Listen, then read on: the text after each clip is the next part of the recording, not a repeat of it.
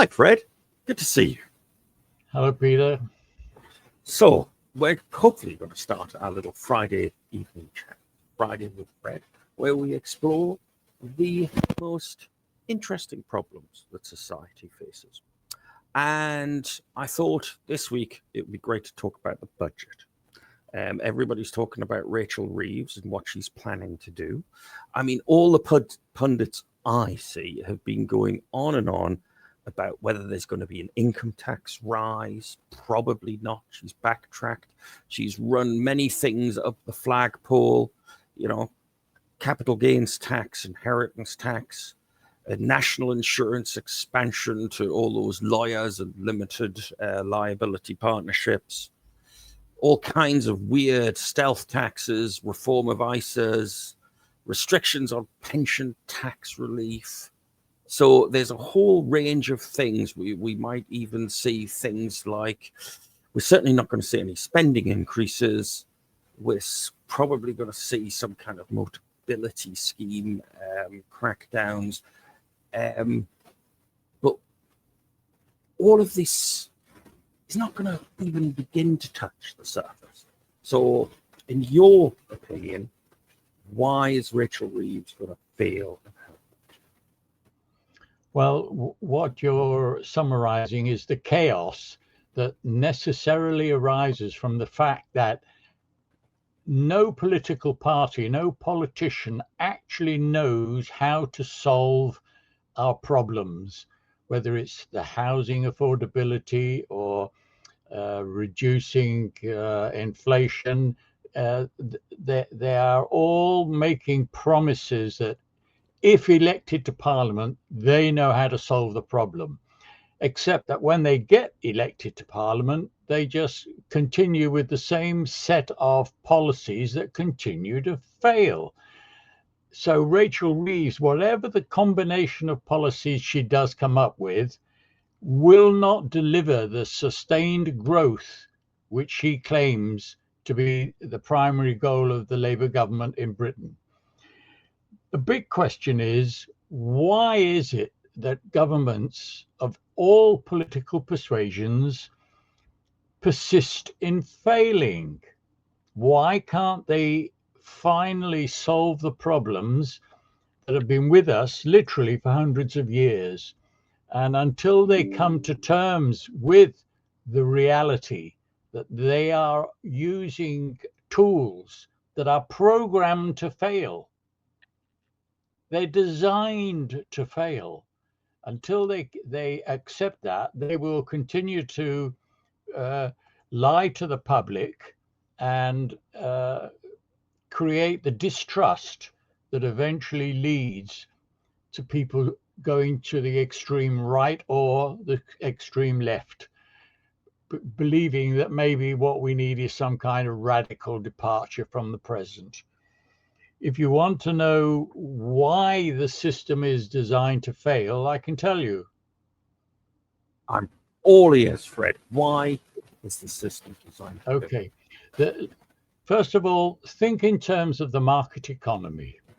In the market economy, entrepreneurs supply the goods and services that the consumers demand, because the supply and demand is equated by a pricing system. They don't make decisions on what to supply without a pretty good reason that the consumers can afford to pay for the products, the goods or the services that are going to be supplied to them. In politics, that trilogy of supply, demand, and the pricing system is split up. So governments talk about supplying goods without thinking of the scale of the demand. And least of all, do they discuss with the public the price that people will have to pay if their wishes are to be fulfilled. So the consequence of that is the shortfall in the supply of services that people need the inadequacy of the revenue, the price that the government collects, and an entirely frustrated public whose demands are not being met. The supply, demand, price trilogy is fractured, fragmented, and they're not allowed to marry them up coherently. So at election times, no politician is going to say to the public, if you really do want as many nurses as we really need, you're going to have to pay, because then the public can have a conversation about whether they are willing to pay or not.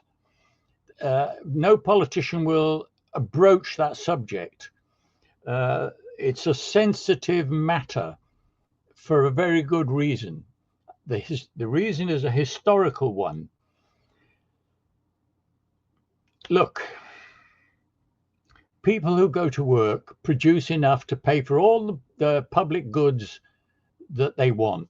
They could pay for all the policemen, all the teachers that they could want, all the nurses in the hospitals. We do, as a nation, produce sufficient revenue to cover the funding. Well, in that case, what's the problem? The problem is that built into the system is a process whereby a large part of the revenue that we create to pay for those public services is diverted away from the public sector. So that means that we end up with a shortfall in the revenue that's available to pay for all the goods and services that we want. We're working to create the revenue, but the intervention is when the politicians allow a large chunk of that revenue to be diverted away. And if you want me to tell you where it's diverted to, I will do so. But the important point is we do produce enough funds. The fact that the government ends up with a shortfall in revenue is nobody's fault except theirs. They will not speak honestly with the public to explain why there is a shortfall in revenue. And instead, what they do is create the debt. They keep expanding the debt. So then they complain about a budget deficit. And chancellors like Rachel Reeves keeps blaming previous governments as if she or her party wasn't equally responsible in the past for creating the budget deficits and then the retreat to sovereign debt, which leads to nowhere. So, as I say, we do produce enough. It's just diverted away from the purpose for which we produce that revenue. So what you're saying, Fred, is there's more than enough money in the economy to pay for everything we need. The trouble is, it's being diverted away from the government. And but the tool she uses, if we increase income tax, if we fiddle around with capital gain tax, that is never going to produce the revenue that this siphoned off revenue has taken away from us. And the only option then is to get us into ever more debt. So there is a way for us to increase our public services, decrease our debt, and us all work more efficiently. So why don't you tell us what that is? Well, the first point is, yes, the tools that the government uses, capital gains tax or any other tool that is now on offer, that actually retards the productive capacity of the economy because it allows people to duck and weave all the time, which means that distortions occur and everybody's very unhappy. Look, the revenue that we produce, that it should be reserved for the public sector is the net income, the extra income that we produce over and above what we need for our wages and what we need to fund the capital investments that enable us to produce and deliver the goods and services that we need. That net income is called rent, economic rent. If we channeled all of that rent into the public purse, we would have more than enough to fund all the policemen, all the teachers, all the nurses that we want. We'd be able to fill in all the potholes and there would not be a problem. However, back in history, the nobility found a way to grab some of that net income. They did it by capturing the commons. They enclosed the land and privatized it and essentially turned people hostages. They were told, if you want to work on the land, you pay us the rent. You don't pay it to the government to fund the infrastructure of our social system. You give it to us. And so that is how, year in, year out, a huge part of the net income that we produced on a yearly basis is diverted away from the public sector. So in the past, it was the aristocracy who cashed in. The tragedy is that in the 20th century, we democratized that fraud. It's a scam. We democratized it because beginning after World War II, we incorporated more and more of the working people into the process of enjoying the benefits of the scam. Now that means, on the one hand, we are collecting some of the revenue that ought to go into the public purse, while at the same time complaining that there's not enough money in the public purse to pay for the services we want. So we have this bipolar tragedy, this pathology, this disturbance to the system. And what it boils down to is what John Stuart Mill said in the 19th century. People like me, homeowners, we go to bed at night, we sleep, and we get rich. There is this flow of revenue into the land that's beneath our homes, the equity value of which is going up, which really ought to be going into the public purse. So when I wake up in the morning, I feel a bit richer, but at the same time, I look out in the street and see all the potholes in the roads and say, why isn't the government filling those holes? I've separated out the scam from the practicalities of funding public services. And I'm not aware of that I'm participating in this scam, but that's what it is. And that's why politicians will not talk about the pricing system for funding public goods, because it's a sensitive issue. It's been with us for hundreds of years, and the poor devils who are supposed to solve our problems, find that they make promises they can't keep. So politicians are part of this scam, you call it. That's the scam whereby we see our house prices and people who rent houses, that price ever goes up. And we don't think there's any consequence to that.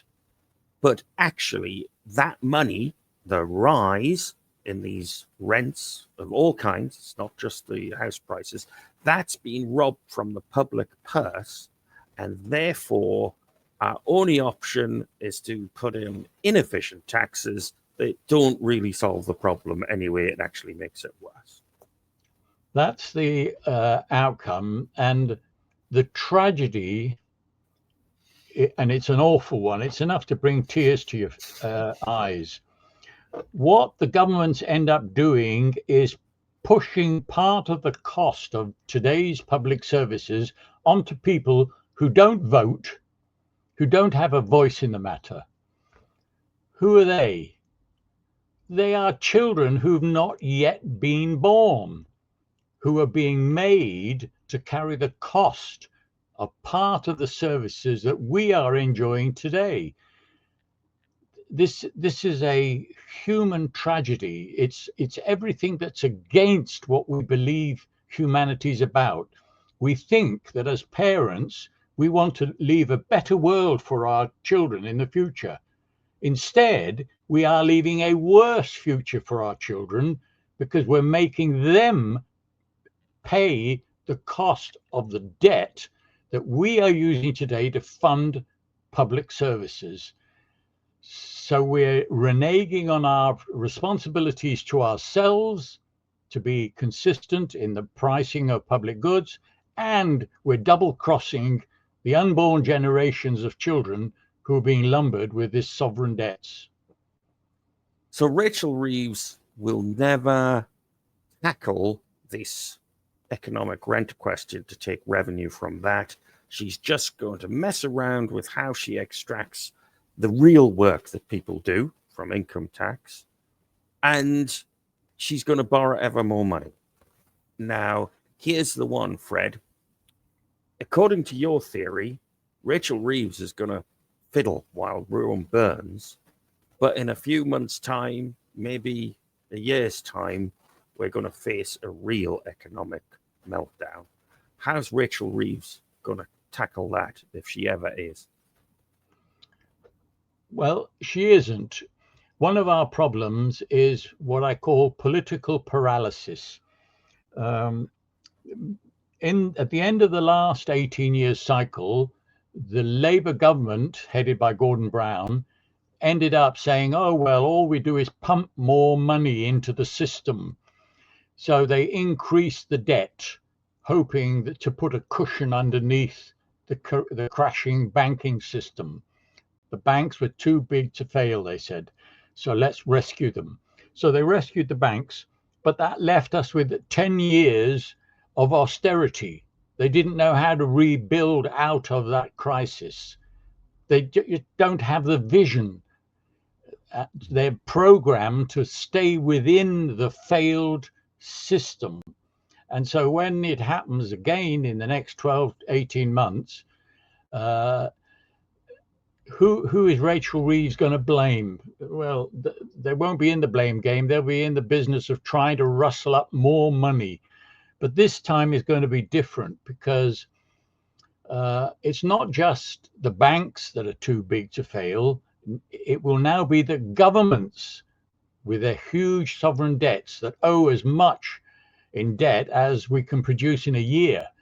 It's the governments, not just Britain's, but others, that will be too big to fail. But who's going to bail them out?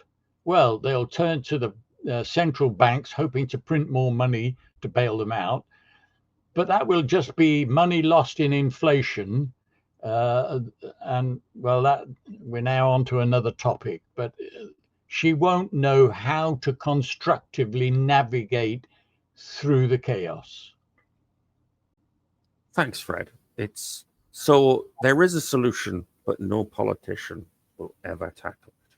So another thing that Rachel Reeves is being throwing around is she's been trying to say that she's going to cut down on benefits to immigrants. And there is a big move by this Labour government. They've changed their stance on immigration. And immigration's becoming a huge political football. With we've gone through Brexit, we've gone through the rise of Nigel Farage. Now we're seeing Nigel Farage rise to the top of the political pyramid. He's getting more votes, and Labour's trying to tackle it through being anti-immigration. They're now making policies to suppress immigration. Are they going to work? They will fail. Like always, they cannot stop the migration. The policies that they are employing will not stop it. Look, we are now at a juncture in history which has occurred twice in the past. And we need to look at what happened on those two occasions in the past to understand the scale of the crisis that Europe and North America are going to face this time.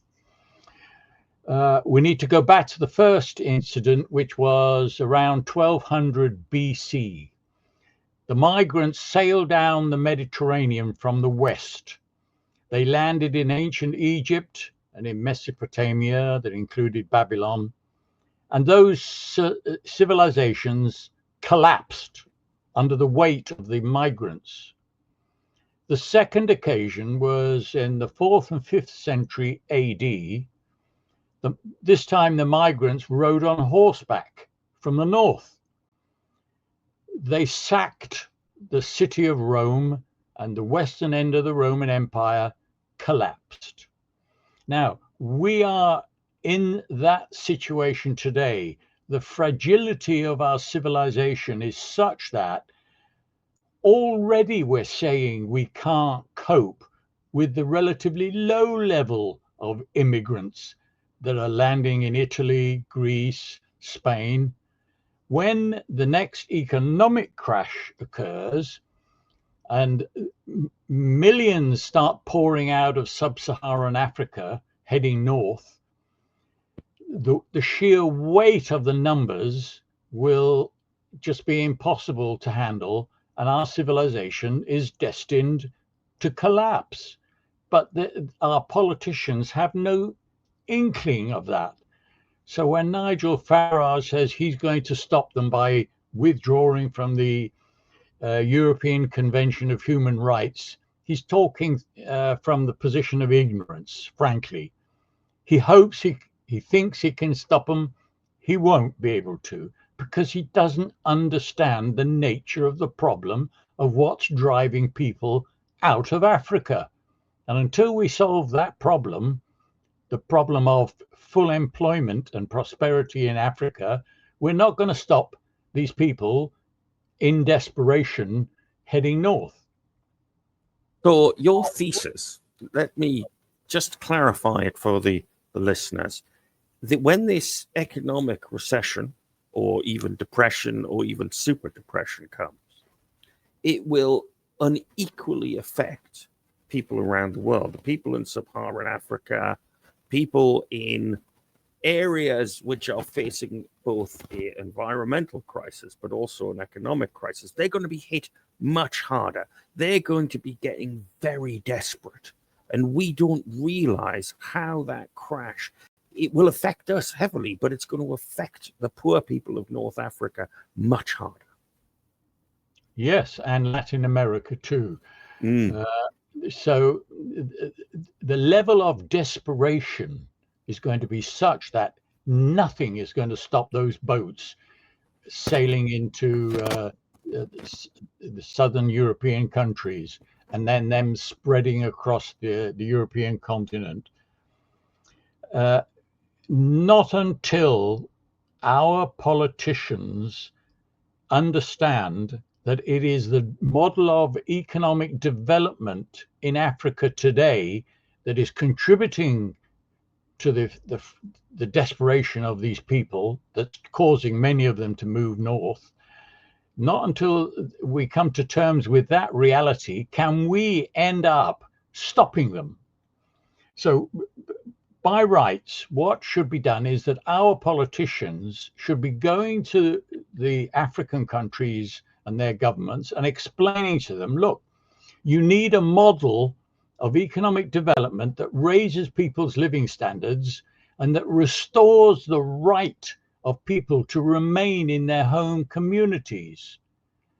Oh, those governments will say, tell us what that's all about. Well, if they then tell them about what I've been talking about today, they will turn around and say, but you're not doing that in Europe, so why are you telling us to do it? So there is the quandary. There is only one model of economic development that will stop the migrants, but we don't have the moral right to preach to the people in Africa until we also do what is the right thing for our people. And there is what I call the political paralysis threat to our existence. Fred, when I discovered your work, 20 years ago, I think, I read your book, The Silver Bullet, which was about this precise topic. And it's an issue that as a younger man I thought was beyond it, how do we help the third world, the developing world?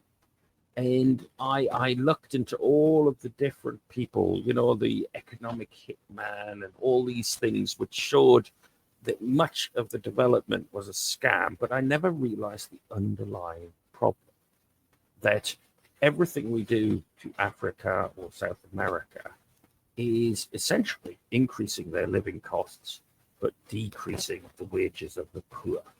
So explore more about your solution where we can have this harmonious world where immigration won't affect people.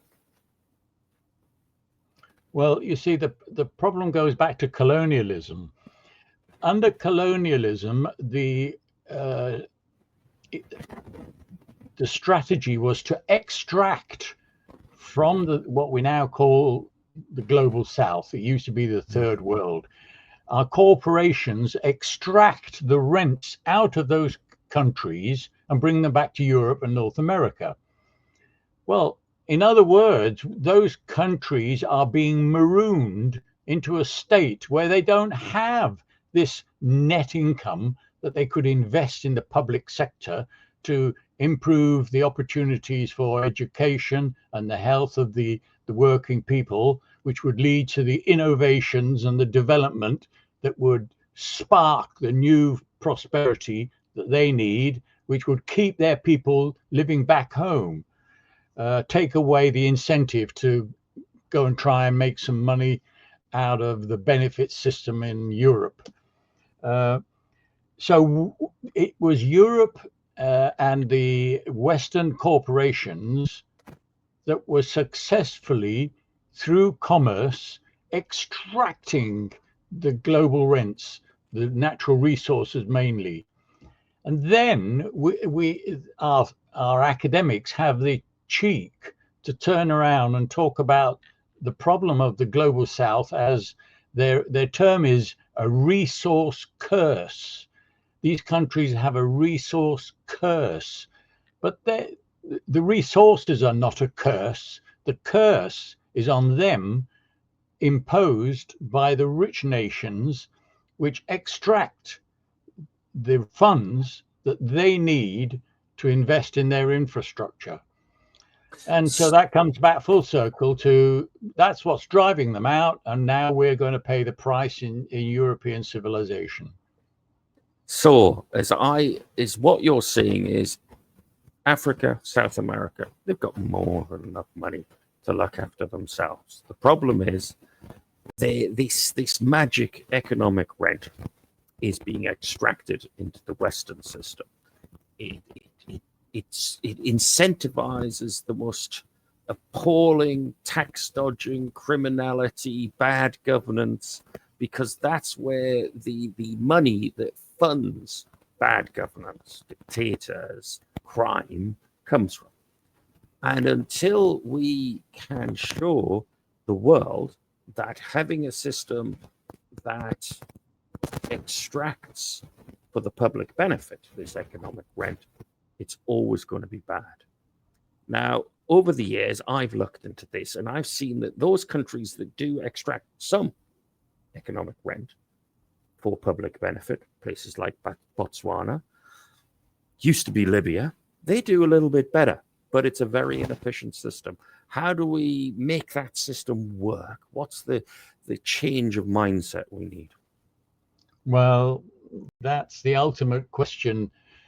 There's no secret about the model that would deliver us all the rewards that we need. It's been part of the academic literature for more than 200 years.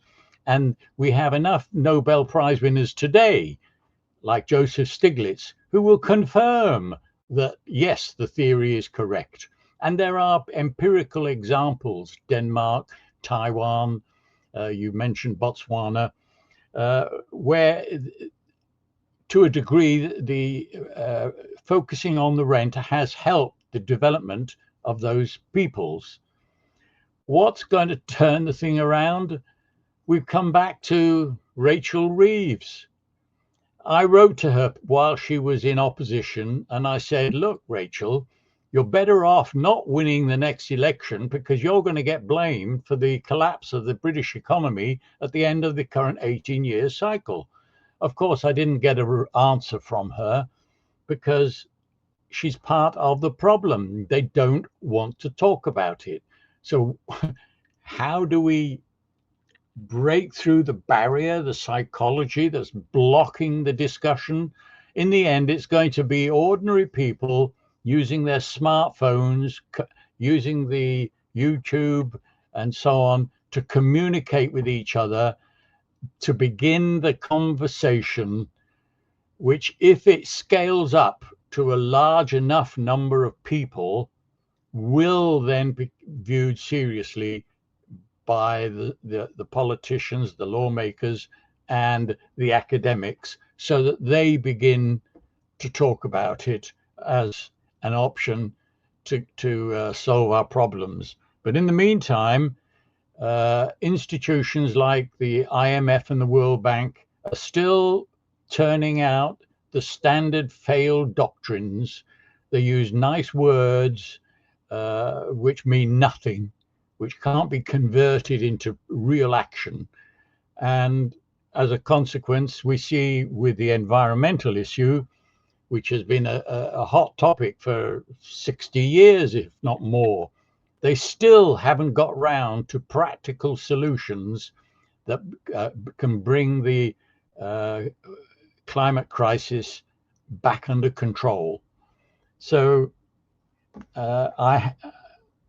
we need, there is no technical solution to the question that you asked, Peter. It's a psychological one. We have to find a way of using language that helps people to communicate what is a simple theory, frankly, a simple explanation as to why we fail. And it's got to go viral.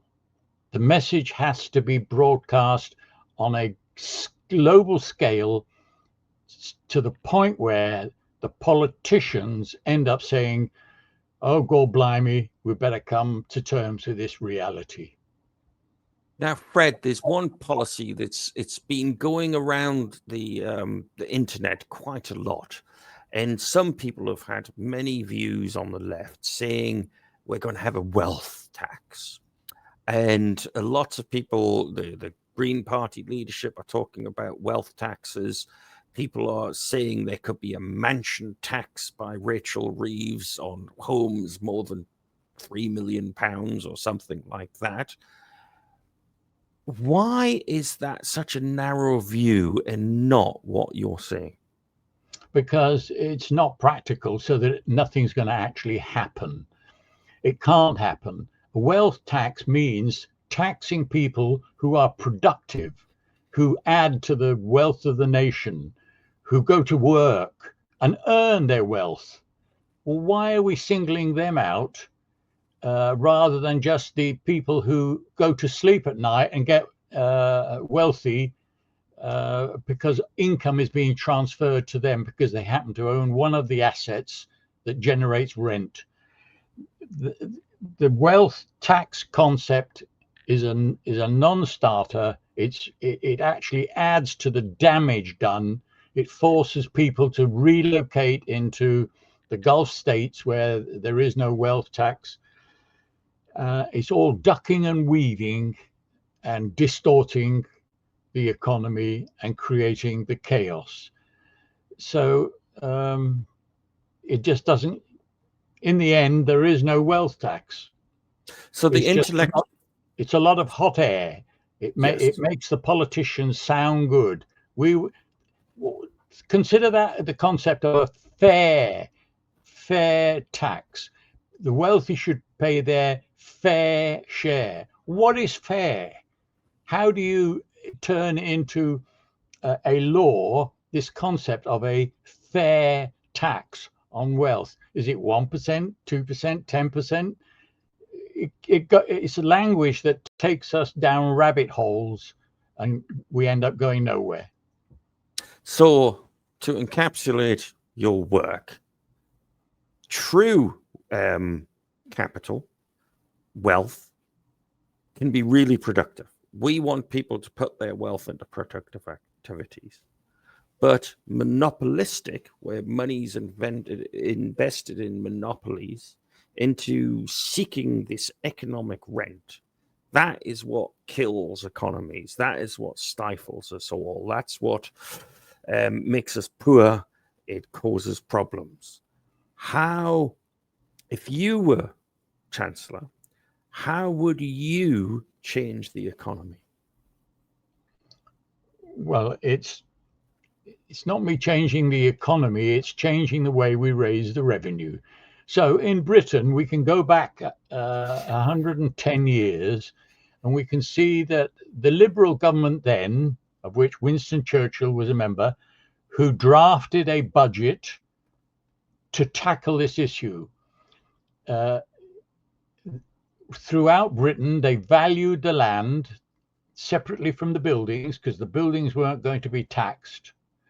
And they set up a system whereby, starting very gradually, no shock therapy, no dramas to cause banks to go belly up, we phase in a new charge on the pure economic rent of those assets. And as you say, it's more than just urban locations. Those assets that generate rents becomes the target for collection. At the same time, we start to reduce the burden on people's consumption, on their earned wages, on their savings that are plowed into capital formation, so that we balance the revenue system progressively in favor of ultimately drawing the revenue purely from the net income that the nation produces that is dedicated to funding the public good. So the only way Rachel Reeves could solve the problem is by bringing in a new people's budget. The starting point is at least the discussion. I think it's too late to prevent the economic collapse that's now going to happen. But if there were politicians who were honest enough to say, look, members of the public, if you want enough nurses, you're going to have to pay. But we want you to pay in the most efficient way. Do you agree? If the majority say, no, we don't agree, we would rather have potholes and insufficient nurses and teachers, well, then that's your choice, in which case, stop belly aching.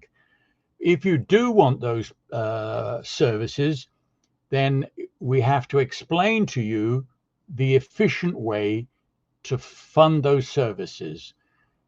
Only look at Denmark to see how, not on a radically big scale, but it's there, they charge a direct levy on the rents of locations, so it's practical, and it creates the social solidarity that leads to the harmonies that enables that society to cope with problems that we can't cope with. So if we take away efficiently the money that's pushing up all of our costs in housing, in accessing the goods and services, we would have the double whammy of balancing the government's budget, getting less into debt, our wages would be higher, and the cost of living would be less. It almost sounds like a pipe dream, Fred. Well, it is a pipe dream, except that people like Adam Smith had that pipe dream. Nobody says he's a nutcase. There are a bunch of Nobel Prize winners who will spell out how it can be done, why it should be done. They're not nutcases. It's not a pipe dream at all. And there are historical cases. Well, look, let me cite one of them, Taiwan. The first president of Taiwan he was the first president of a Republic of China.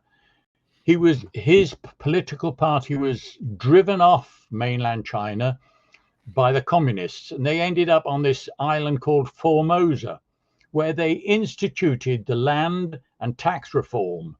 Nobody says that that's a pipe dream. Taiwan is one of the most prosperous communities in the world today. We are heavily dependent on them for cutting edge technology, like the digital age technology. That's not a pipe dream. Wouldn't we love to have that? And I could explain why Singapore is so prosperous, because they avoided the scam that we use. So, yes, the opponents would say it's a pipe dream, but that's because they don't want people to talk about it.